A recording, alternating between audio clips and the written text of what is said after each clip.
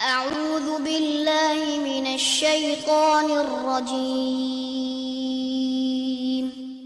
بسم الله الرحمن الرحيم الحمد لله رب العالمين والصلاة والسلام على نبينا محمد وعلى آله وصحبه اجمعین اما بعد۔ آج اللہ کے فضل و کرم سے ہم کتاب التوحید کے ساتھ ہیں، اور کتاب التوحید کا 26واں باب ہے، 26، باب ما جاء فی النشرہ، باب ہے اس کے متعلق جو کچھ آیا ہے نشرہ کے بارے میں۔ پہلے نمبر پہ نشرہ کا مطلب کیا ہے؟ نشرہ کا مطلب ہے جادو اتارنا۔ کسی پہ جادو ہو چکا ہے، اس پہ جو جادو ہے اس کو زائل کرنا۔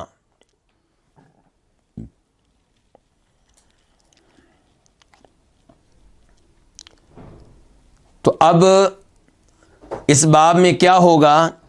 اس باب میں وہ احادیث ہوں گی، وہ سلف کے اقوال اور آثار ہوں گے جن میں وضاحت ہوگی اس بات کی کہ جادو کا علاج جادو کے ذریعے ہو سکتا ہے یا نہیں، جادو دور کرنے کے لیے جادو کا سہارا لیا جا سکتا ہے یا نہیں۔ اس باب کا کیا تعلق ہے گزشتہ ابواب سے؟ گزشتہ ابواب میں ہم نے پڑھا جادو کا کیا حکم ہے، جادو کی کیا حقیقت ہے، اور جادو سے متعلقہ دیگر چیزیں پڑھی جا چکی ہیں، ان پہ گفتگو ہو چکی ہے۔ تو اس لیے اب امام صاحب یہ باب لے کر آئے ہیں کہ کیا جادو کا علاج جادو سے کر سکتے ہیں۔ دیکھا یہ گیا ہے کہ جب کسی پہ جادو ہو جاتا ہے تو وہ جادو کو زائل کرنے کے لیے ہر ممکنہ علاج اختیار کرتا ہے۔ وہ یہ نہیں دیکھتا کہ یہ علاج جو میں اختیار کر رہا ہوں یہ حلال ہے یا حرام، شریعت سے ثابت ہے یا شریعت میں یہ ممنوع ہے۔ تو امام صاحب نے اس ضروری مسئلے پہ گفتگو کرنے کے لیے باب قائم کیا ہے، اور یہ ان کی طرف سے بہت ہی اچھا عمل ہے۔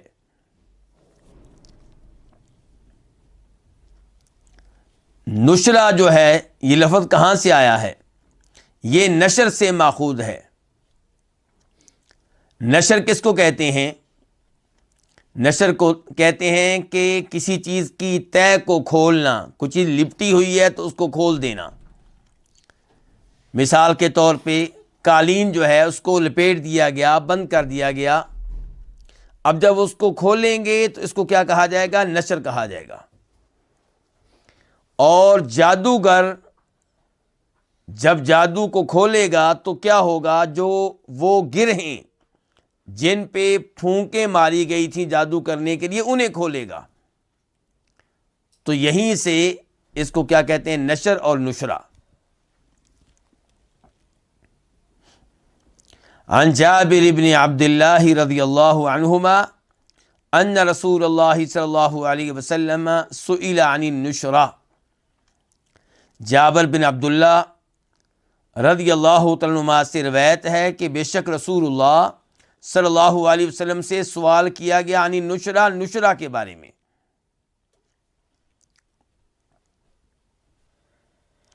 سوال کس کے بارے میں ہو رہا ہے؟ نشرہ کے بارے میں۔ اور نشرہ کا معنی کیا بتایا جا چکا ہے؟ جادو کھولنا، جادو اتارنا، جادو کو زائل کرنا۔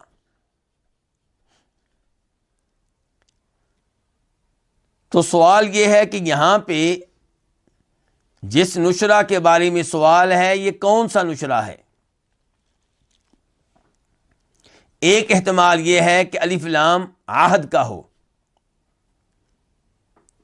اور النشرہ سے مراد وہ نشرہ ہے جو اس زمانے میں مشہور و معروف تھا، یعنی کہ اس زمانے کے لوگ، جس زمانے میں یہ سوال کیا گیا ہے نبی علیہ الصلوۃ والسلام سے، اس زمانے میں لوگ جادو کے علاج کے لیے کس کے پاس جاتے تھے؟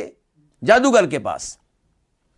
جادو کا علاج جادو سے کرتے تھے تو اس کے بارے میں سوال ہو رہا ہے، یہ ایک احتمال ہے۔ اور دوسرا احتمال یہ ہے کہ النشرہ سے مراد ہر قسم کا نشرہ ہے، جادو کا کوئی بھی علاج، اس کے بارے میں سوال کیا جا رہا ہے کہ کیا جادو کا کوئی بھی علاج کیا جا سکتا ہے؟ تو دوسرے احتمال کے مطابق جو الف لام ہوگا یہ جنس کے لیے ہوگا کہ ہر نشرہ کے متعلق سوال ہے، جادو کا کوئی بھی علاج اس کے بارے میں سوال ہے۔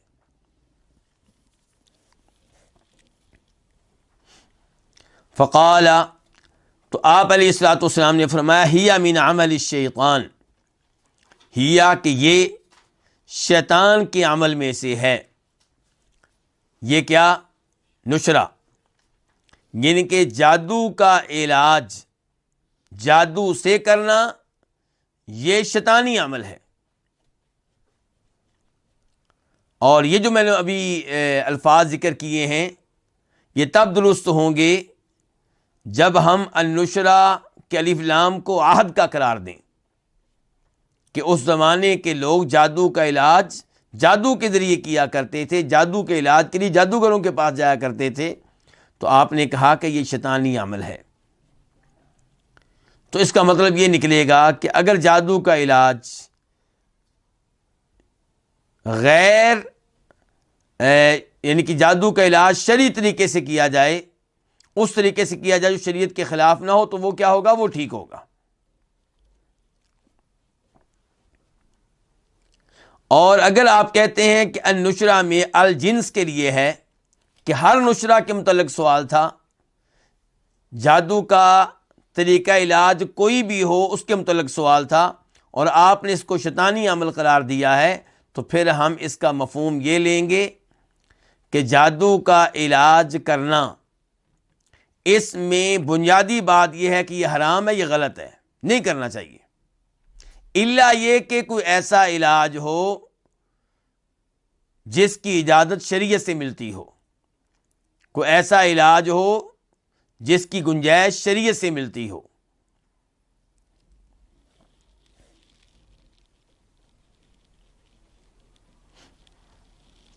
اچھا، اس کو شیطانی عمل کیوں قرار دیا گیا ہے؟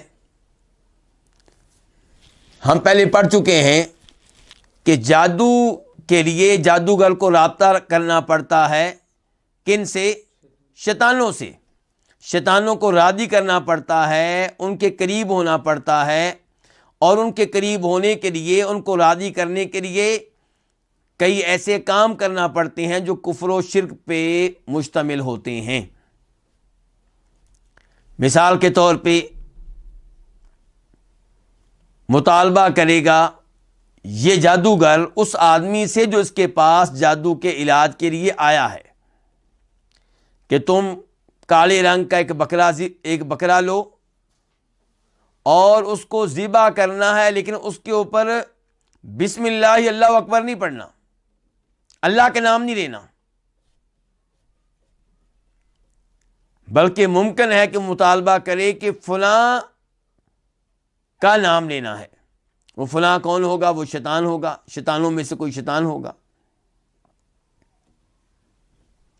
یا وہ کہے گا کہ بکرا لینا ہے یا مرغی لینی ہے، اس کو ذبح نہیں کرنا بلکہ ذبح کیے بغیر اس کو مار دینا ہے، اس کا گلا گونڈ دینا ہے مثال کے طور پہ۔ یا مثال کے طور پہ وہ کہے گا کہ قرآن کریم کو لینا ہے اور اس کے اوراق کو واش روم میں پھینک دینا ہے۔ تو اس قسم کا کوئی مطالبہ کرے گا، جب یہ مطالبہ پورا کیا جائے گا تب وہ راضی ہوگا، تب وہ انسانی شیطان جس کو ہم جادوگر کہتے ہیں، جس کو ہم عامل کہتے ہیں، جس کو ہم کاہن کہتے ہیں، جس کو ہم نجومی کہتے ہیں، اس پہ راضی ہوگا، اور پھر وہ اس کی خدمت کے لیے، اس سے تعاون کرنے کے لیے تیار ہوگا۔ تو اس لیے جب جادو کا علاج جادو سے ہوگا تو اس عمل کو کیا قرار دیا جائے گا؟ شیطانی عمل قرار دیا جائے گا۔ رواہ احمد، اس حدیث کو کس نے روایت کیا؟ امام احمد نے۔ اور مسند احمد میں اس حدیث کا نمبر کیا ہے؟ 14135۔ 14135. امام احمد نے اس کو روایت کیا بسند جید، عمدہ سند کے ساتھ، قابل قبول سند کے ساتھ. وہ ابو داود، اور اس کو روایت کیا ہے امام ابو داود نے بھی. امام ابو داود نے کہاں روایت کی؟ اپنی سنن میں، حدیث کی مشہور و معروف کتاب ابو داود شریف جس کو ہم کہتے ہیں. تو سنن ابی داود میں اس کا نمبر کیا ہے؟ 3868، 3868.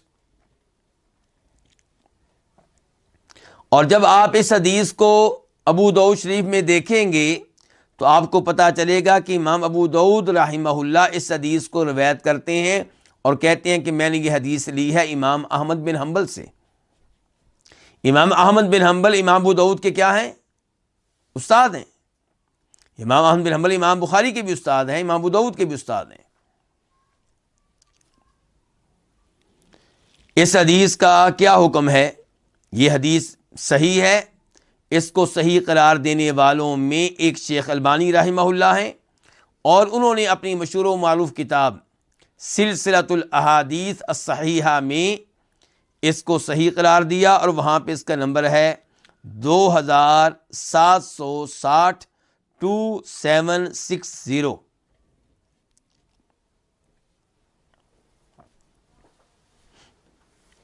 حدیث تو یہ بالکل صحیح ہے. اس کے بعد وقال، اور کہا، کس نے کہا ہوگا؟ امام ابو داؤد نے. وقال، اس نے کہا، اس سے مراد وہی شخصیت ہوگی جن کا تذکرہ سب سے آخر میں ہوا ہے، اور وہ کون؟ امام ابو داؤد. تو امام ابو داؤد کہتے ہیں سئل احمد، امام احمد سے سوال کیا گیا، عنہا، اس کے بارے میں. کس کے بارے میں؟ نشرہ کے بارے میں، جادو کا علاج کرنے کے بارے میں.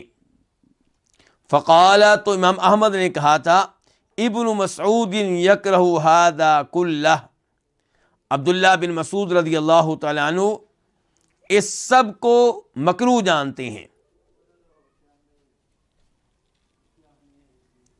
اب ہم نے اس عبارت پہ غور کرنا ہے. اس میں پہلا مسئلہ یہ ہے کہ وقالا، اس سے مراد کون ہے؟ پہلے بات ہم کر چکے ہیں کہ اس سے مراد کون ہونے چاہیے؟ امام ابو داؤد. لیکن جب ہم اس عبارت کو تلاش کرتے ہیں امام ابو داؤد کی کتاب سنن میں تو ہمیں وہاں پہ یہ عبارت نہیں ملتی، وہاں پہ یہ عبارت موجود نہیں ہے. پھر ذہن میں سوال آتا ہے کہ یہ عبارت کس کتاب میں ہوگی؟ کس کتاب میں؟ مسند احمد میں. کیوں ہوگی؟ امام ابو داؤد پوچھ رہے ہیں نا. جب بات یہ کہ ہم نے اب یہ کہہ رہے ہیں کہ امام ابو داؤد نے پوچھا، امام ابو داؤد کہہ رہے ہیں کہ امام احمد سے پوچھا گیا، تو یہ کہ عبارت ہونی چاہیے یا تو امام ابو داؤد کی کتاب سنن میں، یا ذہن میں آتا ہے کہ یہ عبارت ہونی چاہیے مسائل الامام احمد میں. یعنی کہ امام احمد رحمہ اللہ، اور یہ بڑی اہم بات ہے، اہل علم جانتے ہیں، طالب علم بھی جانتے ہیں، لیکن باقی لوگ نہیں جانتے کہ امام احمد بن حنبل رحمہ اللہ کتنے بڑے امام ہیں. اس امر کا اندازہ آپ اس بات سے لگا سکتے ہیں کہ بہت سی کتب ہیں جن کا نام ہے مسائل الامام احمد، یعنی کہ وہ سوالات جو امام احمد سے کیے گئے. جیسے آج کل لوگ کسی عالم دین سے سوال کرتے ہیں، کسی شیخ صاحب سے سوال کرتے ہیں، اور پھر اس کو ریکارڈ کر کے یوٹیوب پہ ڈال دیتے ہیں، فیس بک پہ ڈال دیتے ہیں. آج کل تو معاملہ آسان ہے، لیکن آپ اس زمانے کو دیکھیں جس زمانے میں احادیث لکھ لینا بھی بڑی بات تھی. اس زمانے میں امام احمد بن حنبل سے سوالات کیے جاتے اور لکھنے والے لکھتے، نوٹ کرتے، اور باقاعدہ ان کو کتابی شکل دی گئی. امام احمد سے جو سوال کیے گئے، ان سوالات کو، ان جوابات کو جمع کرنے والے کئی لوگ ہیں، ایک بھی نہیں ہے. امام ابو داؤد کے ہیں مسائل الامام احمد، کیونکہ امام ابو داؤد چونکہ شاگرد تھے امام احمد کے، تو انہوں نے کتاب لکھی اور اس میں جمع کر دیے وہ سوالات جو امام احمد سے کیے گئے اور ان کے جوابات۔ ایسے ہی امام احمد کے ایک بیٹے ہیں عبداللہ، ان کے بھی ہیں مسائل الامام احمد۔ امام احمد کے ایک اور بیٹے ہیں صالح، تو ان کے نام سے بھی کتاب ہے مسائل الامام احمد۔ ان کے علاوہ بھی کئی لوگ ہیں، امام احمد کے دیگر شاگرد بھی ہیں۔ تو اس سے آپ اندازہ لگا سکتے ہیں کہ امام احمد کی کیا اہمیت تھی ان کی زندگی میں ہی، کہ لوگ سوال کرتے، وہ جواب دیتے، اور ان کے شاگرد ان کو کیا کرتے، نوٹ کرتے، لکھتے، جمع کرتے، اور ان کو کتابی شکل دی گئی۔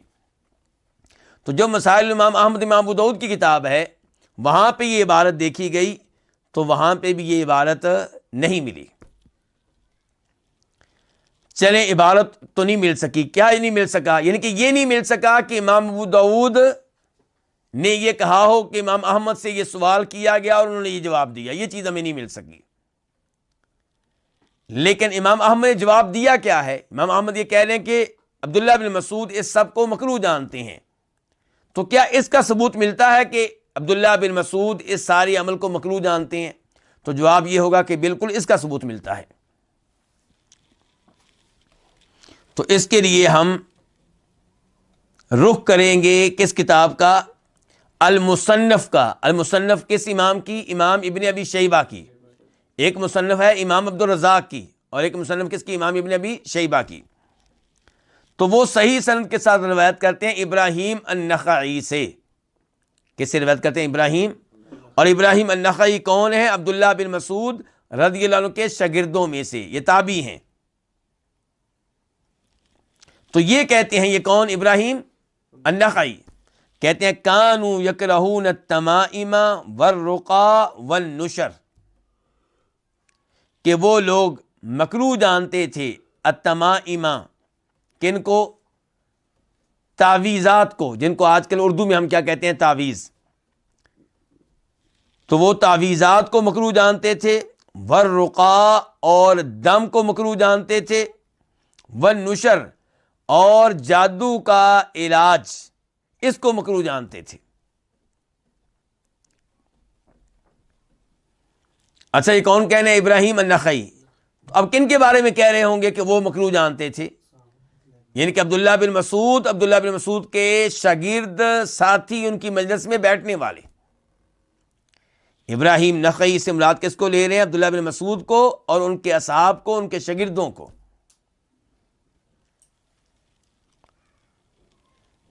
چلیں جی، ہمارا ایک مسئلہ تو یہ حل ہو گیا کہ عبداللہ بن مسعود النشرہ کو مکروہ جانتے تھے، یہ چیز ان سے ثابت ہے۔ کس کتاب میں جا کر؟ المصنف ابن ابی شیبہ میں جا کر۔ اگلا سوال ہمارا یہ ہے کہ مکروہ کا مطلب یہاں پہ کیا ہے؟ عام طور پہ لوگ آج کل مکروہ سے مراد کیا لیتے ہیں علماء کرام؟ وہ چیز جو حرام نہیں ہے لیکن اتنی اچھی بھی نہیں ہے، ناپسندیدہ ہے، جس سے بچنا بہتر ہے۔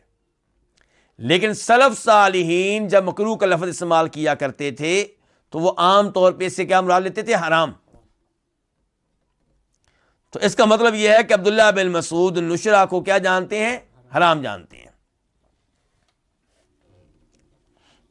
اور یہ جو ابراہیم نخعی کی عبارت آپ کے سامنے پڑھی گئی کہ وہ لوگ مکروہ جانتے تھے تعویذات کو اور دم کو اور نشرہ کو، تو یاد رہے کہ یہاں پہ دم سے مراد کون سا دم ہے؟ غیر شرعی، جو شریعت کے خلاف ہو۔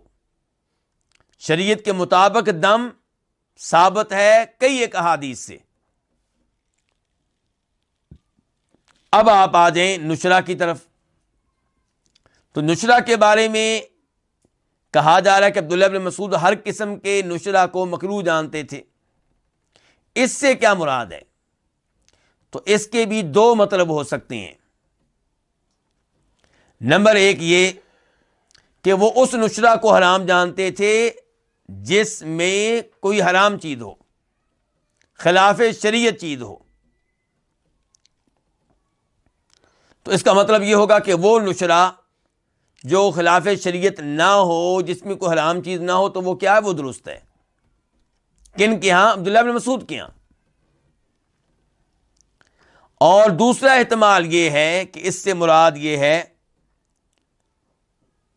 کہ ہر قسم کا نشرہ حرام ہے،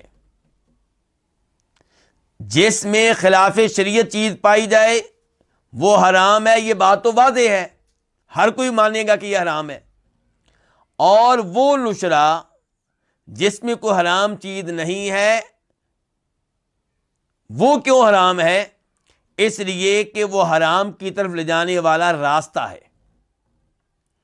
آج آپ جادو کا علاج کریں گے اس طریقے سے جس میں کوئی حرام چیز نہیں ہے، خطرہ یہ ہے کہ کل کو آپ وہ علاج بھی اختیار کر لیں گے جس میں کوئی حرام چیز پائی جاتی ہے۔ اچھا، یہ دو احتمال ہو گئے، عبداللہ بن مسعود کے قول کے دو احتمال ہو گئے۔ ان میں سے زیادہ بہتر کیا ہے، زیادہ مناسب یہی لگتا ہے کہ وہ یہ کہنا چاہتے ہوں گے کہ عبداللہ بن مسعود ہر اس نشرہ کو حرام جانتے تھے جس میں کوئی حرام چیز ہو، جس میں کوئی خلاف شریعت چیز ہو۔ جہاں تک تعلق ہے جادو کے علاج کے اس طریقے کا جس میں کوئی خلاف شریعت چیز نہ ہو، جس میں کوئی حرام چیز نہ ہو، وہ انشاءاللہ عبداللہ بن مسعود کے نزدیک بھی کیا ہوگا؟ حلال ہوگا، جائز ہوگا، درست ہوگا۔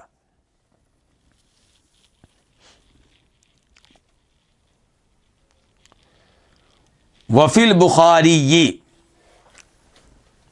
امام محمد بن عبد الوہاب رحمہ اللہ جو کتاب التوحید کے مؤلف ہیں، رائٹر ہیں، وہ کہتے ہیں کہ بخاری شریف میں ہے عن قتادہ، بخاری شریف میں روایت ہے کس سے؟ قتادہ سے۔ قتادہ کون ہے؟ قتادہ بن دعامہ السدوسی، تابعی ہیں، بہت بڑے محدث ہیں، بہت بڑے مفسر ہیں۔ تو قتادہ سے روایت ہے کہ قلت، میں نے کہا، قتادہ کہہ رہے میں نے کہا، کس سے کہا؟ لابن المسیب، مسیب کے بیٹے سے۔ مسیب کے بیٹے کون؟ سعید بن مسیب۔ اور مسیب کے بارے میں دو طرح کی رائے پائی جاتی ہے۔ نمبر ایک یہ کہ آپ اس کو مسیب پڑھیں، یعنی کہ یا کے اوپر زبر پڑھیں، فتح پڑھیں، اور دوسرا یہ کہ مسیب پڑھیں، یا کے نیچے کسرہ پڑھیں۔ محدثین عام طور پہ کیا پڑھتے ہیں؟ مسیب۔ تو سعید بن مسیب یہ بھی کون ہیں؟ تابعی ہیں، بلکہ تابعین کے امام اور سردار ان کو کہا جاتا ہے۔ عام تابعین بہت بڑے تابعی ہیں، بہت بڑے محدث ہیں، بہت بڑے فقیہ ہیں، بہت بڑے مفسر ہیں۔ تو قتادہ کہتے ہیں میں نے سعید بن مسیب سے کہا رجل بہ طب، ایک آدمی ہے اسے طب ہے، طب سے مراد کیا ہے؟ جادو۔ ایک آدمی ہے اسے کیا ہے؟ جادو ہے۔ او یؤخذ عن امرأتہ، یا اسے روک دیا جاتا ہے عن امرأتہ، اس کی بیگم سے، اس کی وائف سے۔ اور یہ بھی جادو ہے، یعنی کہ پہلا سوال یہ کہ اسے جادو ہے، دوسرا یہ کہ جادو کی کون سی قسم ہے کہ اسے اس کی بیگم سے روک دیا جاتا ہے، یعنی کہ جماع کرنا چاہتا ہے، کر نہیں پاتا۔ ایحل عنہ، کیا یہ جادو یحل کھولا جائے گا عنہ اس سے، او ینشر، اس کو ینشر بھی پڑھا گیا ہے، یا اس جادو کا علاج کیا جائے گا، ایحل عنہ، اس کو دور کیا جائے گا، اس سے کھولا جائے گا، ذیل کیا جائے گا، او ینشر، یا اس جادو کا علاج کیا جائے گا۔ یہ سوال پوچھ رہے ہیں قتادہ کس سے؟ سعید بن مسیب سے، مسیب سے۔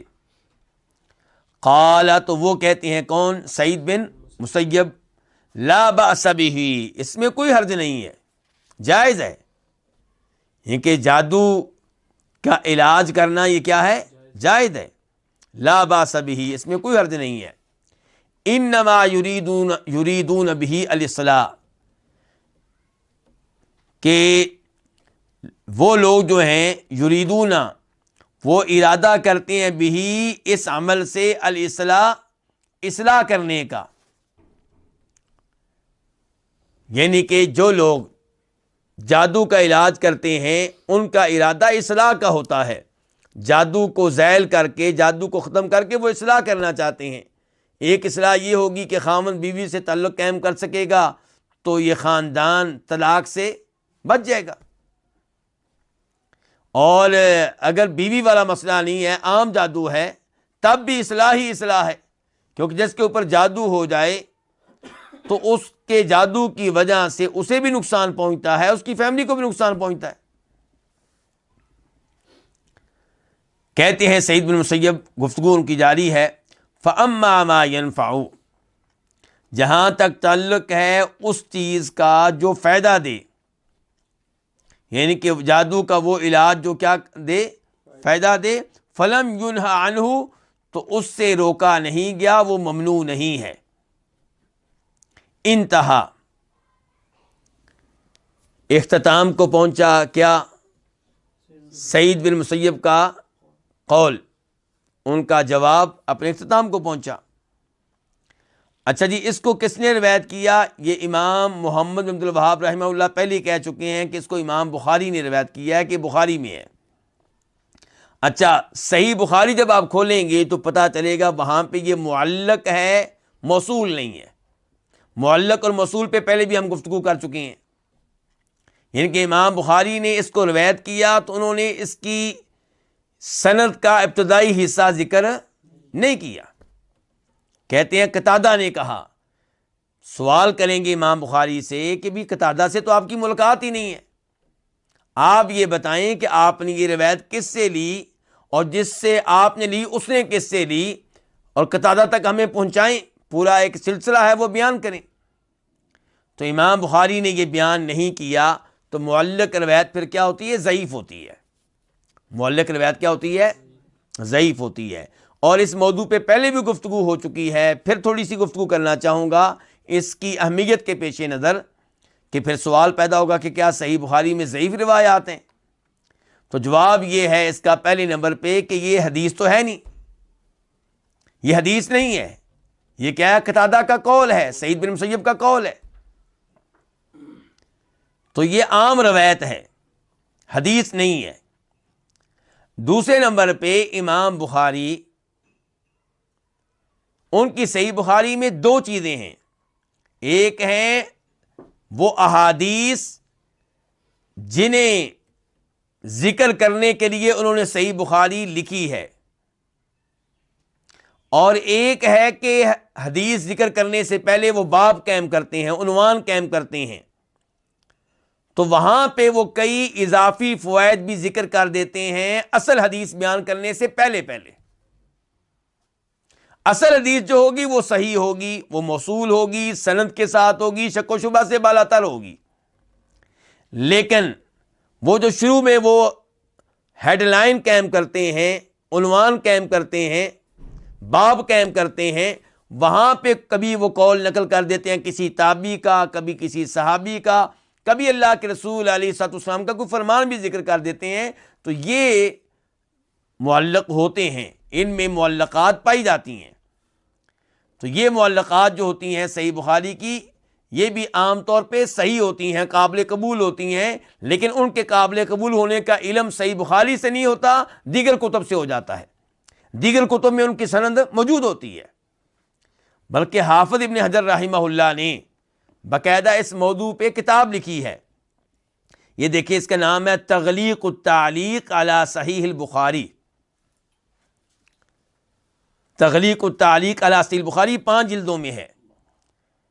اس کتاب میں امام ابن حجر رحمہ اللہ نے کیا کیا ہے؟ معلقات جمع کر دی ہیں، اور بیان کیا ہے کہ امام بخاری نے یہ روایت جو بغیر سند کے بیان کی ہے، یا سند کا شروع کا حصہ اس کا حذف کیا ہے، جو معلق ہے، یہ موصول کے طور پہ موجود ہے فلاں کتاب میں، ابو داؤد شریف میں، نسائی میں، یا ترمذی میں، یا مسلم میں، یا مسند احمد میں، یا تفسیر طبری میں، تو وہ ان کے بیان کر دیتے ہیں کہ کہیں نہ کہیں یہ بطور موصول موجود ہے۔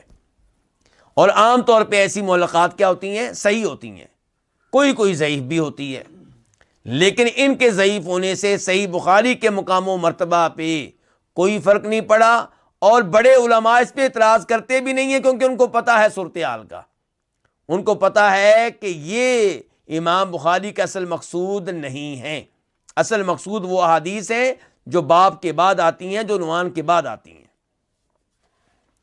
چلیں جی، یہ وضاحت تو ہمیں معلوم ہو گئی۔ اب یہ جو ہمارے سامنے روایت ہے جو معلق ہے، تو کیا اس کو کسی نے بطور موصول بیان کیا؟ تو جواب یہ ہے کہ بالکل، امام ابن ابی شیبہ نے اس کو بطور موصول اپنی مصنف میں روایت کیا ہے، اور وہاں پہ اس کا نمبر ہے 23,999، یعنی کہ 23989 23989۔ اور حافظ ابن حجر رحمہ اللہ نے تغلیق التعلیق میں، یہ کتاب جس کا میں ابھی تذکرہ کر رہا تھا 5 جلدوں میں ہے، وہاں اس کا تذکرہ کیا ہے، اور کہا ہے کہ اس کی سند جو ہے بالکل ٹھیک ہے۔ انہوں نے اس کی سند کو صحیح قرار دیا ہے، کنہوں نے؟ حافظ ابن حجر رحمہ اللہ نے۔ اور امام بخاری نے اس کو کہاں ذکر کیا صحیح بخاری میں، یہ بھی ہمیں معلوم ہونا چاہیے۔ تو امام بخاری نے اس کو بیان کیا حدیث نمبر 5765 سے پہلے، 5765 سے پہلے، 5765۔ اس کا مطلب یہ ہے، میں یہ کیا کہہ رہا ہوں، پہلے۔ اس سے بھی ہمیں سبق حاصل کرنا چاہیے کہ جو معلق روایت ہے اس کا کوئی نمبر، کیونکہ یہ وہ نہیں ہے جو امام بخاری کا مین مقصود ہے۔ تو مین جو مقصود ہے اس کا نمبر ہے 5765، 5765۔ تو یہ روایت بہرحال صحیح ہے۔ اب اس روایت سے ہمیں معلوم کیا ہوا؟ معلوم یہ ہوا کہ سعید بن مسیب سے پوچھا جا رہا ہے کہ کیا نشرہ جائز ہے، تو وہ کہتے ہیں کہ اس میں کوئی حرج نہیں ہے۔ اچھا، اور حدیث میں ہم نے کیا پڑھا تھا کہ نشرہ کیا ہے؟ شیطانی عمل ہے۔ اور عبداللہ بن مسعود بھی نشرہ کو کیا کرتے تھے؟ مکروہ جانتے تھے۔ اور اب سعید بن مسیب کہہ رہے ہیں کہ یہ کیا ہے؟ یہ جائز ہے، اس میں کوئی حرج نہیں ہے۔ تو اب کیسے تطبیق دیں گے؟ تو تھوڑا سا انتظار کر لیں، ایک قول اور پڑھ لیتے ہیں، پھر اس موضوع پہ گفتگو کرتے ہیں۔ وروی عن الحسنی، روایت کیا گیا حسن سے، حسن سے مراد کون ہے؟ حسن بصری۔ انہ قال، کہ انہوں نے کہا، لا یحل السحر الا ساحر، جادو کو نہیں کھولتا، جادو کو نہیں زائل کرتا مگر وہ جو خود جادوگر ہو۔ اچھا، حسن بصری کا یہ قول کہاں ملے گا؟ اس کو روایت کیا امام طبری نے۔ اچھا، امام طبری نے اس کو کہاں روایت کیا؟ ان کی کتاب ہے تہذیب الآثار، اس میں۔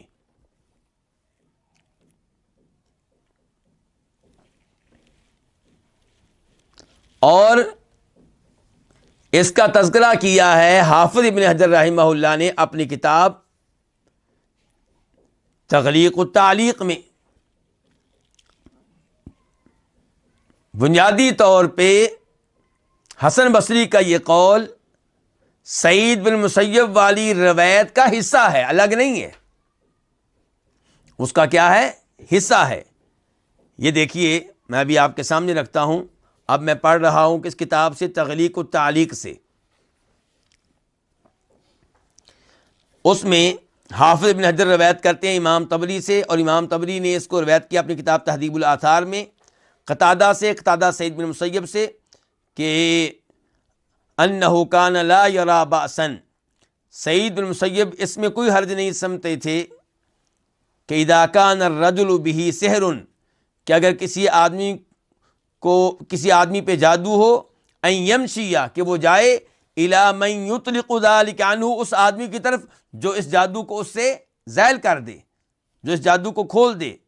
قال هو الصلاح، کہتے تھے یہ خیر کا کام ہے، یہ اچھا کام ہے۔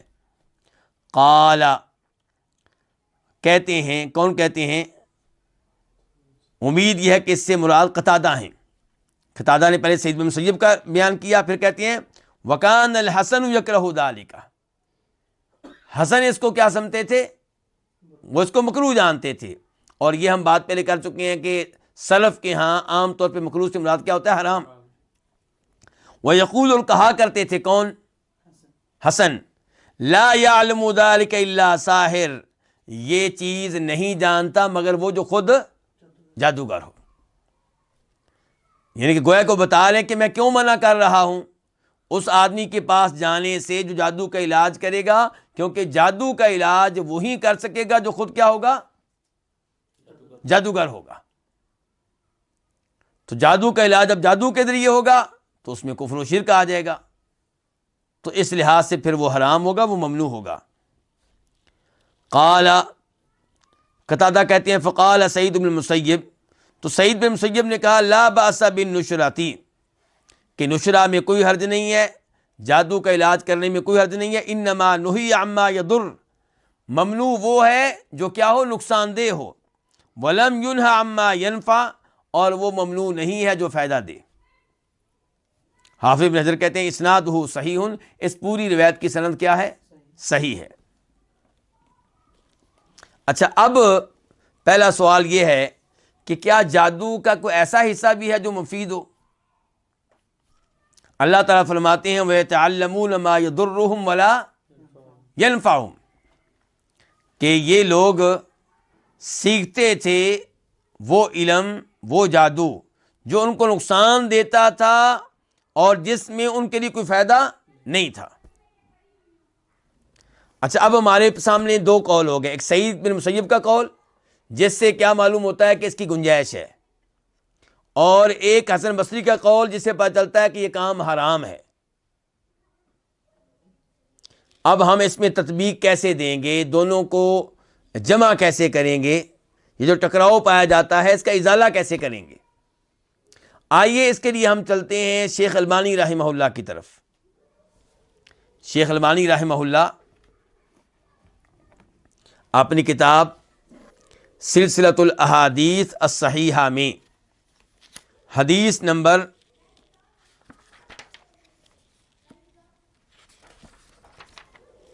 2760 2760 وہاں پہ تذکرہ کرتے ہیں اس روایت کا، اس اثر کا، اور پھر کہتے ہیں ھذا ولا خلاف عندی بین الاثرین، میرے نزدیک حسن بصری اور سعید بن مسیب کے اقوال اور موقف میں کوئی اختلاف نہیں ہے، کوئی ٹکراؤ نہیں ہے. کیسے جی؟ ہمیں سمجھائیں شیخ البانی صاحب. کہتے ہیں فاثر الحسن یحمل علی الاستعانۃ بالجن والشیاطین والوسائل المرضیۃ لهم کالذبح لهم ونحوہ. حسن بصری کے قول کا مطلب یہ ہوگا، اور حسن بصری کا قول کیا ہے ویسے؟ کہ وہ اس کو حرام جانتے ہیں، جادو کا علاج کرنا اس کو کیا جانتے ہیں؟ حرام. تو کہتے ہیں حسن بصری کے قول سے مراد یہ ہے کہ جب جادو کا علاج ایسے کیا جائے کہ آپ اس میں مدد لے رہے ہوں جنوں سے، شیطانوں سے، اور اس میں آپ وہ کام کر رہے ہوں جن کاموں سے شیطان راضی ہوتے ہیں، مثال کے طور پہ ان کے لیے جانور ذبح کرنا. کن کے لیے؟ شیطانوں کے لیے. وَهُوَ الْمُرَادُ بِالْحَدِيثِ، اور کہتے ہیں کہ جو حسن بصری کہہ رہے ہیں یہی حدیث میں آ گیا. کون سی حدیث ہم نے پڑھی ہے کہ اللہ کے رسول سے پوچھا گیا تھا نشرہ کے بارے میں، تو آپ نے کیا کہا تھا؟ یہ من عمل شیطان، یہ شیطانی عمل ہے. تو حسن بصری اور حدیث کا مفہوم ایک ہی ہے. تو خلاصہ یہ نکلے گا پھر کہ جب جادو کا علاج جادو کے ذریعے کریں گے، شیطانوں سے مدد لیں گے، شیطانی اعمال اس میں کریں گے، تو یہ حرام ہے، غلط ہے. وَأَثَرُ سَعِيدٍ عَلَى الْإِسْتِعَانَةِ بِالرُّقَى وَالتَّعَاوِيذِ الْمَشْرُوعَةِ بِالْكِتَابِ وَالسُّنَّةِ. شیخ البانی کہتے ہیں اور سعید بن مسیب، اور وہ ان کا موقف کیا دی کہ جادو کا علاج کیا جا سکتا ہے، ایسے ہی ہے نا. تو کہتے ہیں ان سعید بن مسیب کے قول کا مطلب یہ ہوگا کہ جب جادو کا علاج آپ دم کے ذریعے کریں اور ان دعاؤں کے ذریعے کریں جن دعاؤں کو کے ذریعے اللہ سے پناہ لی جاتی ہے. مثال کے طور پہ سورہ فلق پڑھیں آپ، قل اعوذ برب الفلق، قل اعوذ برب الناس پڑھیں آپ، آپ سورہ فاتحہ پڑھیں، آپ سورہ بقرہ پڑھیں، تو یہ جو علاج ہے جادو کو دور کرنے کا تو یہ درست ہے۔ یہ مطلب ہے کس کے قول کا؟ سعید بن مسیب کے قول کا۔ پھر کہتے ہیں شیخ البانی وَإِلَى هَذَا مَالَ الْبَيْهَقِيُّ فِي السُّنَنِ، اور یہ جو کچھ میں نے کہا ہے یہی کچھ کہا ہے امام بہقی نے اپنی کتاب سنن میں۔ تو مجھے امید ہے کہ اب یہ بات واضح ہو چکی ہوگی کہ دونوں کے اقوال میں کوئی تضاد یا ٹکراؤ نہیں ہے۔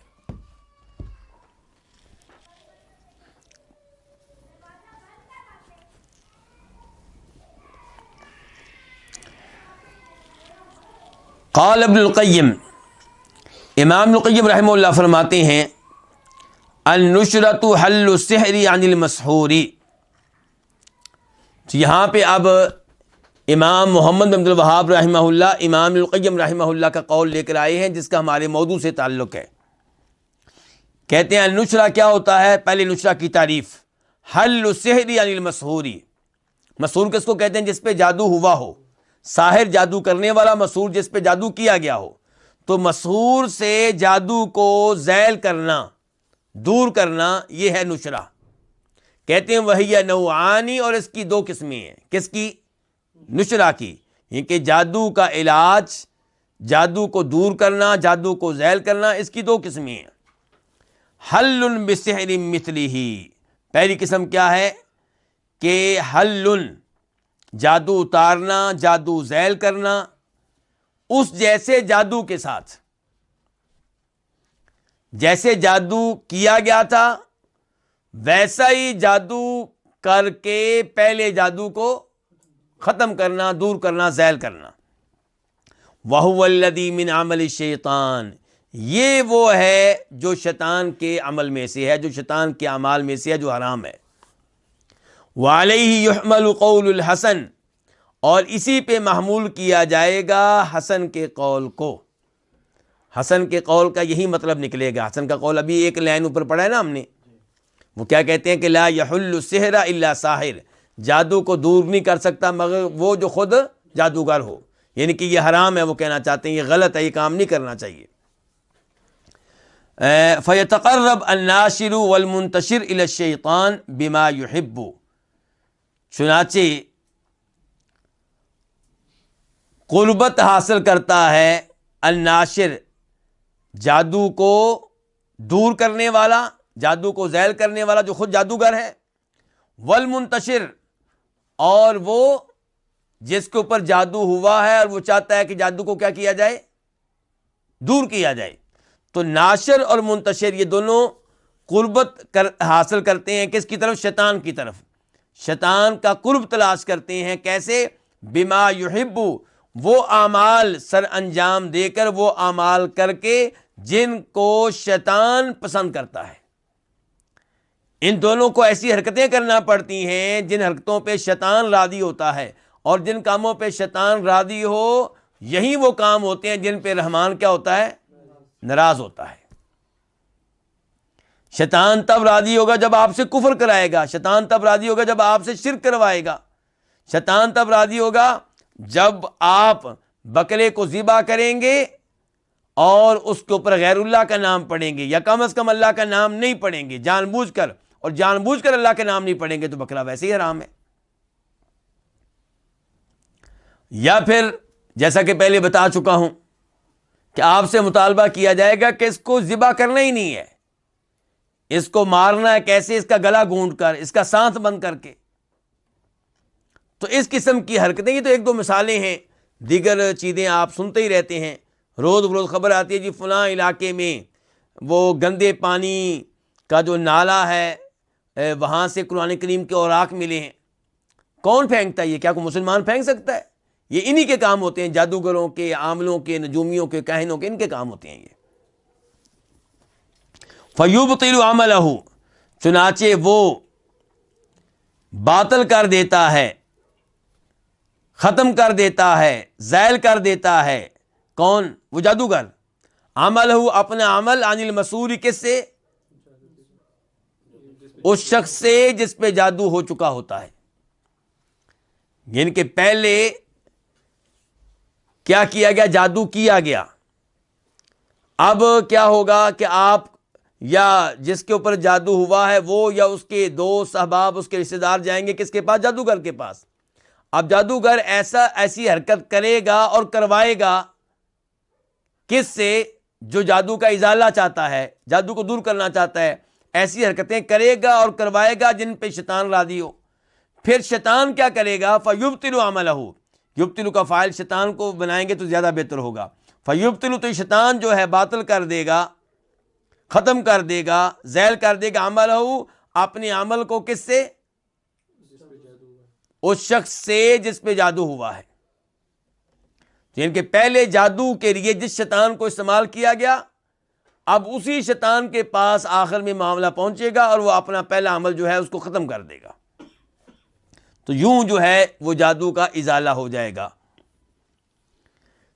تو اس کو کیا قرار دیا گیا؟ شیطانی عمل. اس کو غلط قرار دیا گیا، اس کو حرام قرار دیا گیا. اس سے پتہ چلا، اور یہ بڑی اہم بات ہے، کہ جب کسی پہ جادو ہو جائے تو مین مقصد یہ نہیں ہونا چاہیے کہ جادو زائل ہو جائے. مین مقصد یہ ہونا چاہیے کہ جادو بھی زائل ہو اور ایمان کی دولت بھی برقرار رہے.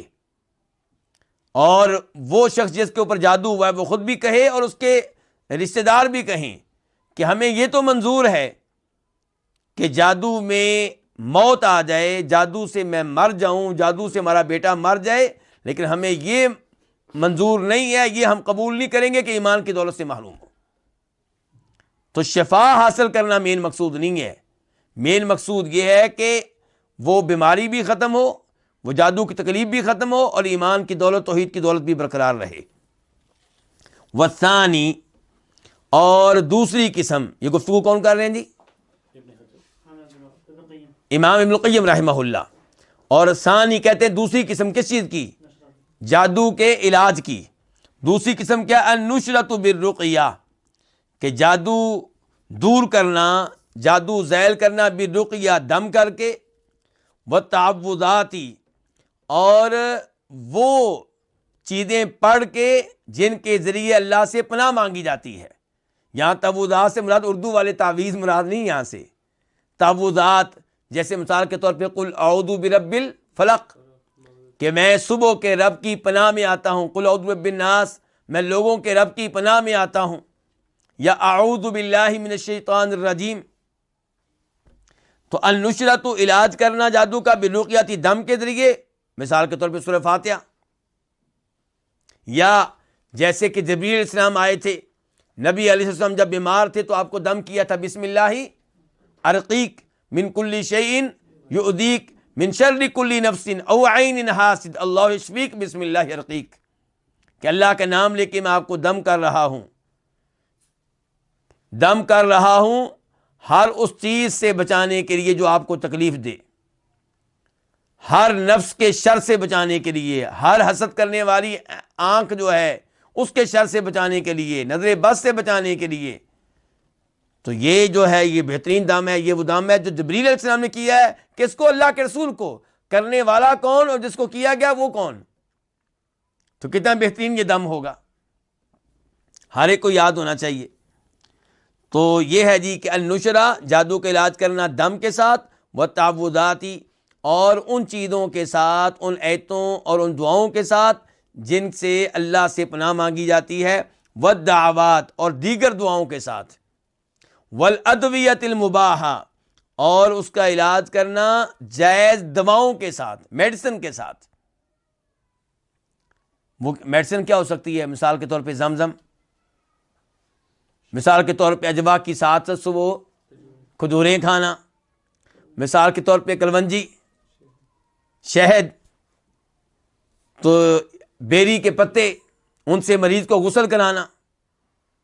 تو یہ جو مباح علاج ہیں، میڈیسن ہیں، وہ آپ استعمال کریں. امام القیم کہہ رہے ہیں تو یہ ہے نشرہ کی دوسری قسم. کہتے ہیں فہذا جائز، تو یہ جائز ہے. تو پہلی قسم جو ہے وہ جائز نہیں ہے، وہ شیطانی عمل ہے، اور دوسری قسم جو ہے وہ کیا ہے؟ جائز ہے. اور جائز ہے یہ اس کے مطابق قول ہے سعید بن مسیب کا، اور حرام ہے اس کے مطابق قول ہے کس کا؟ حسن بصری کا۔ تو اس سے یہ بھی سیکھیں کہ ہم نے سلف کے اقوال کو کیسے سمجھنا ہے، کہ یہ کوشش نہیں کرنی کہ آپ کہیں جناب یہ سلف کی باتیں آپس میں ٹکراتی ہیں، ایک صحابی دوسرے کے خلاف فتویٰ، دوسرے کے برخلاف بات کرتا ہے، ایک تابعی دوسرے کے برخلاف بات کرتا ہے۔ نہیں، ٹھنڈے دل سے غور کریں۔ جب آپ ٹھنڈے دل سے غور کریں گے آپ کو پتا چلے گا کہ دونوں کی بات میں کوئی ٹکراؤ اور تضاد نہیں ہے۔ حسن بصری نے نشرہ کی ایک قسم کے بارے میں بات کی، سعید بن مسیب نے دوسری قسم کے بارے میں بات کی، ٹکراؤ نہیں ہے۔ اور یہی صورتحال ہوتی ہے کہ ان میں احادیث میں، لیکن جو منکرین احادیث ہیں وہ احادیث کا مذاق اڑاتے ہیں، جبکہ حقیقت میں احادیث میں کوئی تضاد نہیں ہوتا۔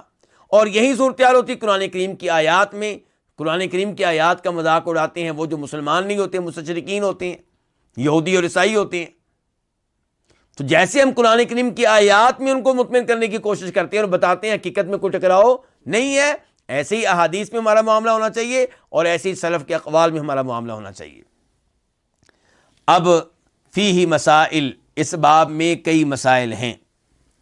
الاولی، پہلا مسئلہ، النہی عن النشرہ، نشرہ کی ممانعت۔ نشرہ کا مطلب کیا ہے؟ جادو کے علاج کی ممانعت۔ اور یہ ممانعت کب ہوگی؟ جب جادو کا علاج جادو کے ذریعے ہوگا۔ اور اس کے کئی ایک دلائل ہیں جن کا تذکرہ پہلے ہو چکا ہے، اور دیگر دلائل بھی لے لیں۔ مثال کے طور پہ ہم نے کیا پڑھا ہے کہ جادو کرنا حلال ہے کہ حرام ہے؟ حرام ہے۔ تو نشرہ، جب جادو کا علاج جادو سے کریں گے تو جادو ہے نا، تو جادو حرام ہے، چاہے ابتدائی طور پہ کریں چاہے جادو کا علاج جادو سے کریں۔ تو جادو کے حرام ہونے کے جتنے بھی دلائل اور نصوص، آیات اور حدیث ہیں، ان کی وجہ سے نشرہ کیا ہوگا؟ حرام ہوگا، جب نشرہ میں جادو کا علاج جادو سے کیا جا رہا ہو۔